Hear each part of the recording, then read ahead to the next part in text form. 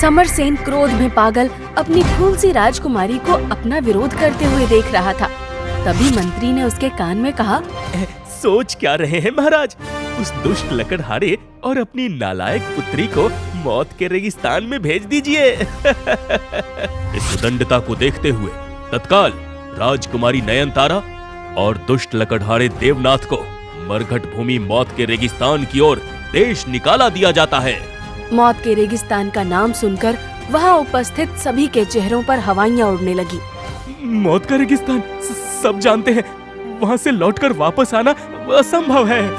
आज से तकरीबन 6 महीने पहले सेनगढ़ के राजा समरसेन के राज दरबार में।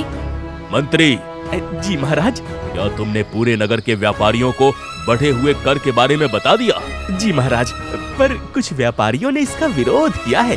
उनका कहना है उनके उत्पाद पर अन्य राज्यों में सिर्फ 10% कर ही है, वहीं हमारे राज्य में 50%।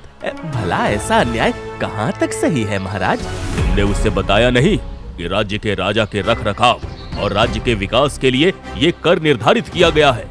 अधिक कर देने से राजा को अधिक सुरक्षा सुख सुविधा मिलेगी, जिससे वो राज्य के भले के लिए और अच्छे कार्य कर पाएगा। जी महाराज, समझा दूंगा। हालांकि आज कर ना चुका पाने वाले कुछ नागरिकों की और कुछ राज्य के अन्य अपराधियों की पेशी है। महाराज, मैं उन्हें आपके सामने उपस्थित करता हूँ, आप न्याय करिए। उपस्थित किया जाए। सबसे पहले धोती पहने बेड़ियों में जकड़े दुबले पतले 2 व्यापारी लाए गए। ये जीतराम और मीतराम 2 व्यापारी बंधु हैं। महाराज, व्यापार कर ना चुका पाने की स्थिति में आपने इनकी जमीनें और घर गिरवी रखने का आदेश दिया था, पर सब कुछ लेने के बाद भी अभी इनका 1/3 कर बचा हुआ है। दया करें सरकार, पिछले वर्ष की मंदी की वजह से मेरा सब कुछ पहले ही छिन चुका है, इसलिए कर नहीं चुका पाया महाराज। नया व्यापार शुरू करते ही सारा कर भर दूंगा। किसी तरह की दया का प्रावधान नहीं है हमारे राज्य में। जितना कर लगता है उतना चुकाना पड़ेगा मंत्री।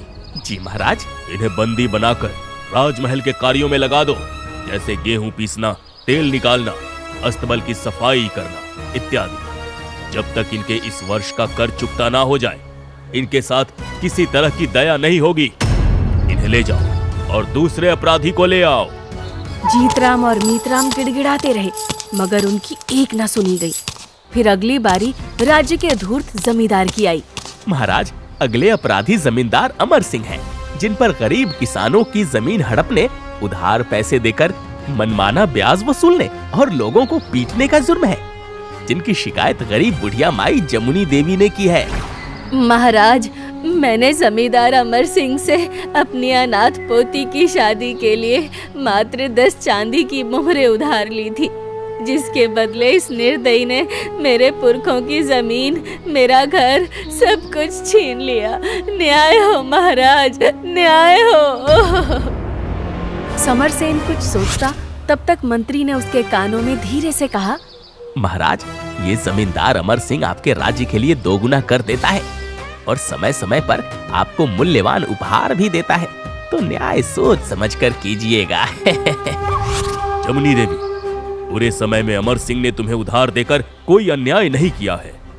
अगर उसकी ऐसी शर्त थी कि उधार ना वापस करने की स्थिति में वो सब कुछ अधिकृत कर लेगा, तो ये उसका अधिकार है। और रही बात तुम्हारी, तो अब तुम्हारे आगे पीछे कोई नहीं है। उस संपत्ति का भला तुम क्या करोगी? तुम चाहो तो जब तक जीवित हो हमारे राजमहल में दासी के तौर पर सेवा दो और बदले में भोजन और कपड़े लेती जाओ। इतना निर्दयी न्याय सुनकर जमुना देवी रोते हुए वहाँ से चली गई। पीछे से अमर सिंह समरसेन के नाम का जयकारा लगाने लगे। महाराज समरसेन की जय! महाराज समरसेन की जय! शाम के समय राज्य में रहने वाला गरीब लकड़हारा देवनाथ लकड़ियां काटकर राजमहल के लिए ले जा रहा था। फिर बाजार में पहुंचकर गट्ठर रखकर वो सुस्ताने लगा। तभी उसने लोगों की बातें सुनी। अरे तुम लोगों ने सुना आज अपने राजा का न्याय? अरे उसे न्याय मत बोलो भाई, वो सरासर अन्याय है, अन्याय। ऐसा पापी राजा ईश्वर किसी भी राज्य को ना दे। सही कहा भैया, राज्य में न रोजगार है, न उत्तम शिक्षा और न ही स्वास्थ्य व्यवस्था। हर तरफ अपराध, घुसखोरी है। ये सब तो है ही, साथ ही साथ नगर कितना गंदा पड़ा है। राजा को प्रजा की कोई चिंता ही नहीं है। समय पर 2 गुना कर चुकाओ ताकि राजा दूसरे राज्य के राजा को बुलाकर महल में आलीशान भोज और भोग विलास करा सके। किसी भी वस्तु का उचित मूल्य नहीं है यहाँ। अब अपने देवनाथ को ही देख लो, बेचारा सारा दिन धूप में ईमानदारी से लकड़ियाँ काटता है। जहाँ दूसरे राज्य में इन लकड़ियों का मूल्य 5 मोहरों से ऊपर है, वहीं अपना राजा इसे सिर्फ 2 मोहरे देता है। भला इतने में तेरा क्या ही जीवन चलता होगा देवनाथ। तू भी क्यों ना हमारी तरह चोरी से दूसरे राज्य में अपना माल बेचा कर। अरे नहीं भाइयों, मुझसे ये बेईमानी नहीं होती। आप सभी को तो पता है ना, देने वाला केवल ईश्वर है। वो जितने में खुश रखना चाहे खुश रखे। अगर इन लकड़ियों का मूल्य मेरे भाग्य में 2 पैसे ही लिखा है तो मुझे मंजूर है, पर ईमानदारी छोड़ना मुझे बिल्कुल भी मंजूर नहीं। इतना बोलकर देवनाथ अपनी लकड़ियां उठाता हुआ वहां से चला गया। इधर राजमहल में पहुंचते ही समरसेन ने देवनाथ को देख लिया और अपने पास बुलाया। अरे आओ आओ मेरे ईमानदार देवनाथ, आज कितनी लकड़ियां काटी? महाराज, वही पूरे 4 गट्ठर। बहुत बढ़िया, ये लो अपने आज की कमाई। तुमसे ईमानदार और सच्चा इंसान मेरे राज्य में दूसरा नहीं है देवनाथ। मैं तो तुम्हारी ईमानदारी के किस्से राजसभा में भी गर्व से सुनाता हूँ। ये तो आपका बड़प्पन है महाराज। मैं तो सिर्फ अपने स्वर्गवासी माता पिता के संस्कारों का पालन करता हूँ। बहरहाल मैंने तुम्हें एक जरूरी काम से बुलाया है। आदेश करिए महाराज। आज मेरी इकलौती बेटी राजकुमारी नयनतारा ने दूसरे राज्य के राजकुमारियों को शाही भोज पर बुलाया है, तो तुम्हें सारा प्रबंधन संभालना है। बदले में मैं तुम्हें 1 मोहर अधिक दूंगा। क्या तुम करोगे? राजशाही प्रबंध संभालने के लिए ये रकम बहुत ही कम थी, मगर देवनाथ ने इस काम को अपनी जिम्मेदारी समझते हुए खुशी से स्वीकार कर लिया। देख देवा, सारा कार्यक्रम राजमहल के बगीचे में होना है। तुझे बगीचा खूब सुंदर सजाना है और खान पान बिल्कुल स्वादिष्ट होने के साथ साथ सारी व्यवस्था शाम होने से पहले हो जानी चाहिए, समझा? जी मंत्री जी, हो जाएगा। देवनाथ ने सारा दिन जी तोड़ मेहनत की और शाम होते होते बगीचे को अपनी रचनात्मकता से इतना सुंदर सजा दिया कि हर कोई बस देखता रह गया। शाम के समय जब नयनतारा सहित सभी राजकुमारियों ने इतना सुंदर बगीचा देखा तो कहा, अरे वाह नयनतारा, इतना सुंदर बगीचा तो मैंने अपने जीवन में कभी नहीं देखा। ये रोशनी, ये कपड़ों से सजाया गया मंडप, ये मूर्तियाँ जैसे बोल उठेंगी और ये सुंदर फव्वारे अद्भुत हैं। नयनतारा, उस कारीगर को बुलाओ जिसने इस बगीचे को सजाया है। हम उसे अपनी ओर से इनाम देना चाहते हैं। देवनाथ को बुलाया गया और वो जैसे ही आया, राजकुमारियों ने कहा, वाह प्रतिभाशाली पुरुष, आपके हाथों में तो जादू है। आपने सारी व्यवस्था में 4 चांद लगा दिए हैं। इतना बोलकर राजकुमारी देवनाथ को हथेली भरकर सोने की मोहरे देने लगी। देवनाथ ने हाथ जोड़ते हुए कहा, आपने मेरी कला का सम्मान किया राजकुमारी जी, यही मेरा असली इनाम है। वैसे भी आप लोग हमारी भी मेहमान हैं, तो सेवा के बदले मैं मूल्य लूं, नीति ये नहीं सिखाती। मुझे इस साज सज्जा का मेहनताना राजा साहब से मिल चुका है। अब आप लोग आनंद लें और मुझे आज्ञा दें। इतना बोलकर देवनाथ वहाँ से चला गया। नयनतारा देवनाथ को देखती रह गई। अगले दिन अपने कक्ष में बैठी हुई नयनतारा चंद्रमा को देखते हुए अपने आप से ही बातें कर रही थी। उफ, प्राणनाथ, मैं आपको अपनी स्मृति से निकाल नहीं पा रही हूँ। जैसे चकोर जन्मांतर से चंद्र के प्रेम में समर्पित है, वैसे ही मैं, हे देवनाथ, आपकी ईमानदारी, सज्जनता, कलात्मकता और सुंदरता को देखकर समर्पित हो चुकी हूँ। मैं आपकी हूँ देवनाथ।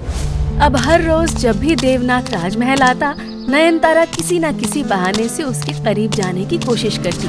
महीनों गुजर गए। फिर एक दिन नयनतारा ने जाते हुए देवनाथ का रास्ता रोकते हुए कहा, बहुत हुआ, क्या आपको मेरा निश्चल प्रेम दिखाई नहीं देता? यदि आपने मेरे प्रेम को ठुकराया नाथ, तो मैं विष खाकर अपना जीवन समाप्त कर लूंगी। मैं समझता हूँ राजकुमारी जी कि आप मुझसे प्रेम करती हैं, परंतु आप एक राजकुमारी और मैं एक गरीब लकड़हारा, भला हम दोनों का क्या मेल?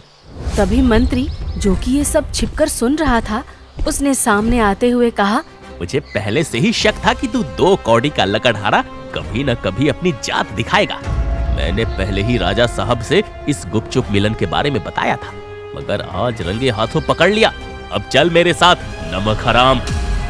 मंत्री देवनाथ को धक्के देते हुए समरसेन के सामने लेकर पहुंचा और बोला, मेरा शक सही था महाराज, ये सच में राजकुमारी जी को अपनी चिकनी चुपड़ी बातों में फंसाकर उनका फायदा उठाना चाहता था। ये झूठ है पिताजी, इन्होंने मुझे अपनी बातों में कभी नहीं फंसाया, बल्कि मैं स्वयं इनसे प्रेम करती हूँ और विवाह करना चाहती हूँ। इस धूर्त लकड़हारे ने सचमुच मेरी बेटी को अपने वश में कर लिया है। इसे 100 कोड़े मारे जाएं, फिर अनिश्चित काल तक सश्रम कारावास में रखा जाए। देवनाथ पर निर्दयता से कोड़े बरसाए गए और उसे घसीटते हुए कारावास में डाल दिया गया। कई महीने गुजर गए। देवनाथ को कारावास में भूखा प्यासा रखा जाता और कठोर यातनाओं के साथ मेहनत करवाई जाती। जेल में देवनाथ को खाना पानी सही से नहीं दिया जा रहा था, कोड़े मारे जा रहे थे और कोल्हू में बैल की जगह मेहनत करवाई जा रही थी। वो कमजोर हो गया था और उसकी दाढ़ी और बाल बढ़ गए थे। इतना अत्याचार देखकर राजकुमारी नयनतारा ने अपने पिता के ही विरुद्ध विद्रोह कर दिया। नयनतारा दरबार में पहुंचकर भरी सभा में क्रोध में रोते हुए अपने पिता को तलवार दिखाते हुए धमकी देने लगती है। भूलिए मत पिताश्री, मेरे शरीर में भी एक योद्धा का खून दौड़ता है। यदि आज आपने मेरे प्राणनाथ को मुक्त नहीं किया तो ये नयनतारा नरसंहार पर उतारू हो जाएगी। समरसेन चौंक पड़ा, उसे इसका हल ही नहीं सूझ रहा था। फिर मंत्री ने उसके कान में धीरे से कुछ कहा। मत भूलिए महाराज, चाणक्य ने कहा है, जो औलाद दुर्बुद्धि निकल जाए और अपने राज्य का ही अहित सोचने लगे, उसके साथ किसी भी तरह की दयालुता नहीं दिखानी चाहिए। इसलिए मेरी मानिए, यदि आप अपने आप को और राज्य को सुरक्षित रखना चाहते हैं तो राजकुमारी जी को उस लकड़हारे के साथ मौत के रेगिस्तान की तरफ देश निकाला दे दीजिए। हाँ। पहले तो समरसेन ऐसा करने से हिचकिचाया, मगर मंत्री के दबाव में आकर उसने ये फैसला दे दिया। इस उदंडता को देखते हुए तत्काल राजकुमारी नयनतारा और दुष्ट लकड़हारे देवनाथ को मरगट भूमि मौत के रेगिस्तान की ओर देश निकाला दिया जाता है। मौत के रेगिस्तान का नाम सुनकर वहाँ उपस्थित सभी के चेहरों पर हवाइयाँ उड़ने लगी, क्योंकि सभी जानते थे कि वहाँ से कोई बचकर नहीं लौट सका था। देश निकाला के बाद नयनतारा और देवनाथ आग जैसे रेगिस्तान में पैदल चल रहे थे। वो दोनों काफी दूर निकल आए थे। प्राणनाथ, अब मैं और आगे नहीं चल सकती, हमें लगता है हम यहीं मर जाएंगे। पानी, पानी। हमारी किस्मत में यही लिखा है राजकुमारी जी, तो यही सही। आखिर उन्हीं को कौन टाल सकता है। आखिरकार दोनों चक्कर खाकर एक जगह पर गिर पड़े। तभी देवनाथ को बालू में दबी हुई एक सुनहरे रंग की थैली मिली, जिसके अंदर कुछ था। राजकुमारी जी, इस थैले में कुछ है। आश्चर्य, ये तो ठंडे पानी से भरा पात्र है। देवनाथ ने जितनी बार उस थैले में हाथ डाला उतनी बार पानी का पात्र मिला। दोनों ने पेट भर पानी पिया। फिर, देखिए जी, क्या इसमें कुछ खाने की भी वस्तु है? देवनाथ ने जैसे ही थैले में हाथ डाला, उसमें से शाही पकवान निकलने लगे। दोनों ने अपना पेट भरा। फिर नयनतारा ने कहा, अरे वाह, हे प्राणनाथ, ये चमत्कारी थैली हमें ईश्वर ने आशीर्वाद के रूप में दी है। क्यों ना हम इससे इस वीराने में अपना स्वयं का राज्य बनाएं? नहीं नयनतारा, ये मौत का रेगिस्तान भी समरगढ़ की सीमा में आता है और इस क्षेत्र के राजा भी हमारे राजा समरसेन ही है। और राज्य की सीमा में मिले किसी भी तरह के धन पर सिर्फ और सिर्फ राजा का अधिकार होता है। हमें ये थैली राजा साहब को सौंपनी होगी। देवनाथ की ऐसी बातें सुनकर नयनतारा भाव विभोर होते हुए बोली, आप धन्य है प्राणनाथ, ऐसी ईमानदारी दुर्लभ ही देखने को मिलती है। आपकी धर्मनिष्ठा को देखकर मुझे गर्व होता है कि जीवन साथी के तौर पर आपको चुनकर मैंने कोई अन्याय नहीं किया। दोनों मुस्कुराते हैं और दोबारा अपने राज्य की ओर लौट पड़ते हैं। इधर शाम के समय समरसेन अपने शयन कक्ष में चिंतित टहल रहा था। उसे अपने निर्णय पर बहुत दुख हो रहा था। तभी वहाँ नयनतारा देवनाथ के साथ प्रवेश करती है, जिसे देखकर समरसेन ने नयनतारा को रोते हुए गले लगा लिया। मुझे माफ कर दो मेरी राजदुलारी, मैं उस धूर्त मंत्री के बहकावे में आ गया था। मुझे प्रजा पर, तुम पर और देवनाथ पर किए अत्याचार का बहुत पछतावा है। कोई बात नहीं पिताश्री, यदि सुबह का भूला शाम को घर वापस आ जाए तो उसे भूला नहीं कहते। फिलहाल देखिए मैं और प्राणनाथ आपके लिए क्या उपहार लाए हैं। महाराज, हम सिर्फ आपको ये उपहार देने आए थे, फिर हम दोबारा मौत के रेगिस्तान में लौटने वाले थे। फिर नयनतारा ने समरसेन से उस जादुई थैली और देवनाथ की ईमानदारी का पूरा किस्सा कह सुनाया, जिसके बाद समरसेन ने अपनी बेटी का हाथ देवनाथ के हाथ पर रखते हुए कहा, देवनाथ, तुम धन्य हो। मुझे बहुत पहले एक ज्योतिषी ने बताया था कि तुम्हारे राज्य की सबसे दुर्लभ और कीमती वस्तु जिस नौजवान के हाथ लगेगी तो मुझसे ही अपनी बेटी ब्याहना। इसलिए मैंने फैसला किया है कि मेरी बेटी का हाथ और इस राज्य का कार्यभार मैं तुम्हें सौंपकर तीर्थ यात्रा पर निकल जाऊंगा। मैंने उस धूर्त मंत्री और चाटुकार दरबारियों को भी निकाल दिया है। अब ये राज्य तुम्हारा है। अगले दिन राजा समरसेन ने बाजे गाजे के साथ देवनाथ और नयनतारा का विवाह किया और कुछ दिनों बाद तीर्थ यात्रा पर निकल गए। फिर इधर एक रात देवनाथ और नयनतारा ने जैसे ही उस जादुई थैली को संभाल कर रखने की कोशिश की, वो थैली गायब हो गई और एक भविष्यवाणी हुई। हे ईमानदार मनुष्य, तुम्हारी ईमानदारी से प्रसन्न होकर प्रकृति ने कठिन समय हेतु तुम्हें ये चमत्कारी थैली आशीर्वाद स्वरूप दी थी, किंतु ये कुछ समय के लिए थी। असली चमत्कारी शक्ति तो हे दिव्य पुरुष तुम्हारी ईमानदारी और सहृदयता है, जिसे सदैव बनाए रखना। देवनाथ और नयनतारा ने उस आवाज को प्रणाम किया और एक दूसरे को देखकर मुस्कुरा दिए।